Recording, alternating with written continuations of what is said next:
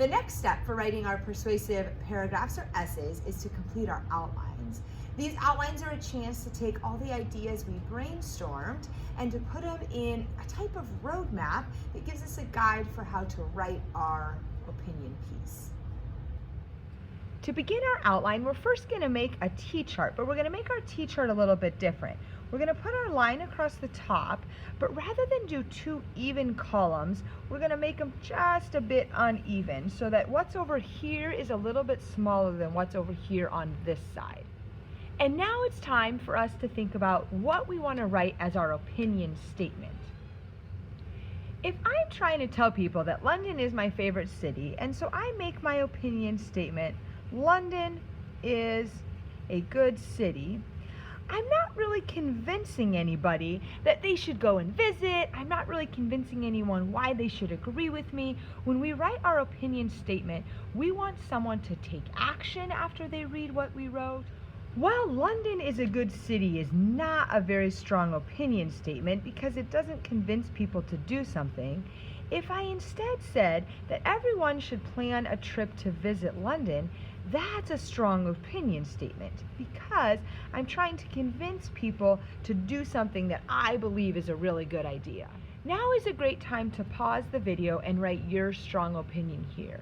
Once you've written your strong opinion, ask a friend or a grown-up if you think this is an opinion that's going to convince somebody to do something or to like something or to go somewhere, and then we can move on to the next step. Now we're going to begin adding reasons to support our opinion. So the easy way to do this is if you add two more lines to give a separation, and then we'll be able to put our first reason here, our second reason here, and our third reason here. Now, because this is an outline, this is a great time where we don't have to use complete sentences. This might be the only time in writing where we don't use complete sentences.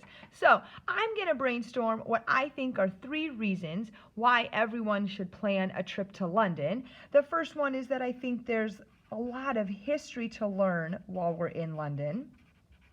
I also think there's a lot of culture to experience while you're there, and that makes it just such an amazing trip.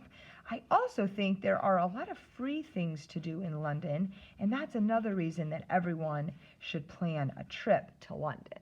Now is another great time to pause the video so you can write in your reason. If you're only planning to write the opinion paragraph, this is a great time to stop the video, work on your outline, and then move on to the next video.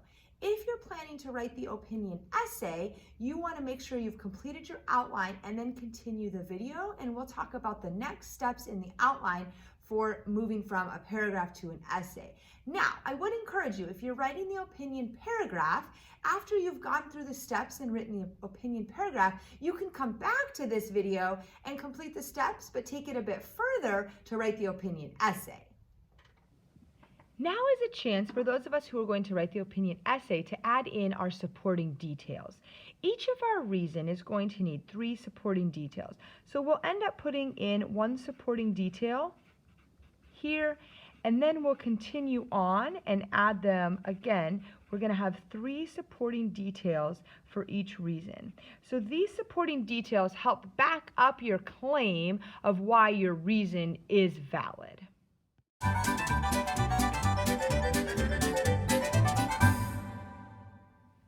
This gives you a chance to see what the supporting details might look like. My strong opinion is that everyone should plan a trip to London, and one reason for that is there's a lot of history to learn. So I gave 3 different examples of the kinds of history that you can learn while you're in London. Then I did the same thing for each of my other reasons. I have a reason, and then I wrote 3 details that support why that reason is valid and true. Now, it's a great time to pause the video and add your supporting details. Remember, you want 3 supporting details for each reason, but the supporting details don't need to be written in complete sentences. And that's a look at the outlining step of the persuasive writing process. If you're not sure if you're comfortable with it yet, you can watch the video again or complete a second outline for extra practice.